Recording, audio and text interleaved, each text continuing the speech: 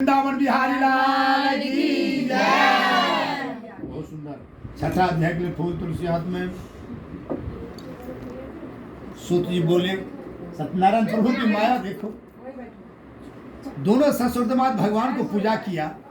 राजा जितना धन दिया तो उसमें से कुछ धन ब्राह्मण को भी दान किया। ससुरदामाद बनिया और जैसे ही नाव लेके आगे बढ़ा कि वहां एक दंडी बाबा खड़ा था। भगवान साधु रूप में पहुंच गए।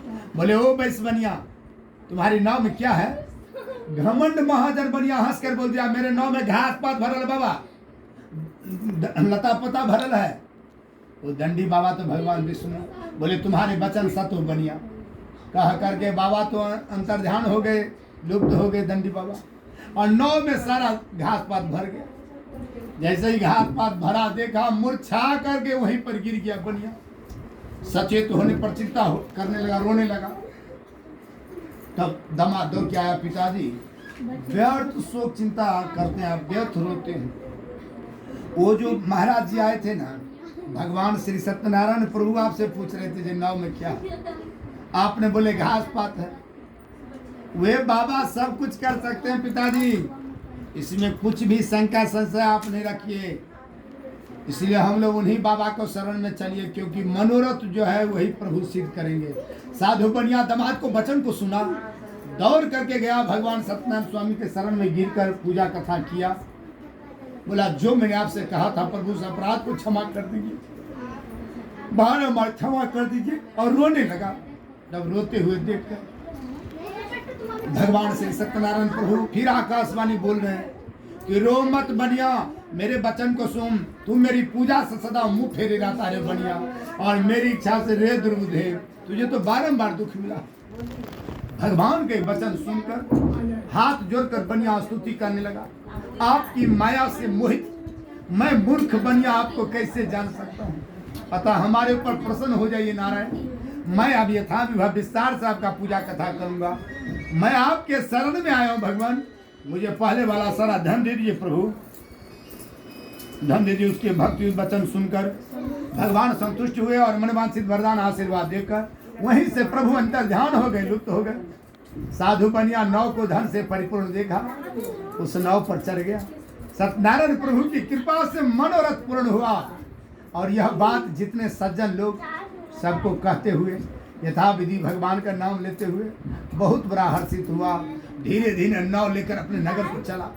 अपने नगर के नजदीक जैसे ही पहुंचा नाव लेकर, तो ससुर कहने लगा दामाद से कि दामाद जी मेरे रत्नपुरी घर को देख लीजिए, मेरे गांव को देख लीजिए। और दूत को भेजा कि बोलो जाकर लीलावती।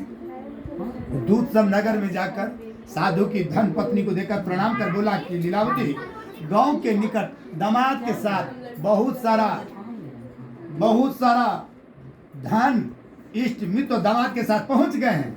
लीलावती को जो कह दिया जाकर दूत सब, दूत के मुख से ऐसे वचन सुनकर लीलावती बहुत हर्षित हो गई, खुशी हो गई। बेटी बोले बेटी तुरंत पूजा की तैयारी करो। बेटी पूजा की तैयारी की। माँ बोली कि मैं जाती हूँ, तुम शीघ्र पूजा कथा समाप्त करके चले आओ। माँ गई कि बेटी इस प्रकार का जल्दी से व्रत कथा समाप्त कर दी। आधा ही पूजा सुनी और भगवान पर चढ़ा हुआ पंचामृत प्रसाद भी न खाई और दौड़ करके बेटी अपने पति देखने चली गई। से भगवान फिर क्रोधित हो गए, पूजा कथा छोड़ दी बीच में, प्रसाद भी नहीं ग्रहण की और पति देखने चली गई। इसे नारायण क्रोधित होकर उसके पति को नाव सहित जल में डुबो दिया। नाव डूब। अब बेटी वहीं नाव डूबते हुए देखकर वहीं गिर पड़ी। पिता दौड़ के आए, भगवान ये क्या कर दिए। माँ दौड़ कर आई, अब विह्वल होकर रोने लगी बेटी को पकड़कर। इसी क्षण मेरा दामाद कहाँ आलक्षित हो गए। न जाने किस देवता के अनादर हुआ है, कहीं जल में नहीं दिख रही है। श्री सत्यनारायण प्रभु के महात्म को कौन जान सकता है।